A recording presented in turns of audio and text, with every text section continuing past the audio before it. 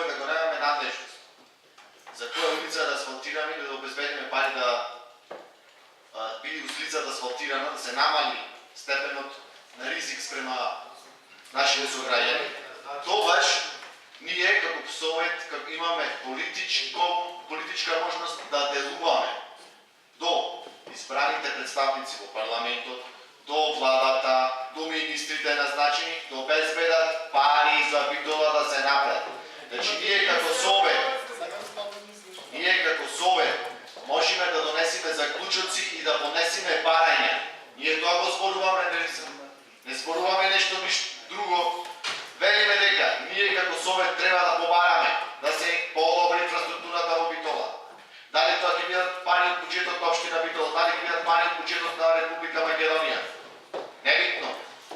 Значи ние како граѓани, представници на граѓаните, треба да излезиме сите со заеднички став во интерес на тие кои што ни дали мандат овде. Тоа го зборувам. Началникот на полицијата, извештаите кои што идат, пишува многу убаво. Собрекајките несреќи се резултат на лошата патна инфраструктура. Што треба ние да направиме?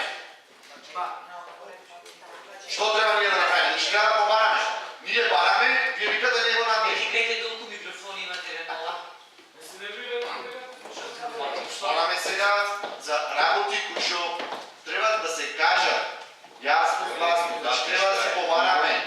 Работата што 10 години некој на власт не бара. Не бара. Ако имало заменици министри, технички министри, имавме и заменик министр за транспорт и врски, па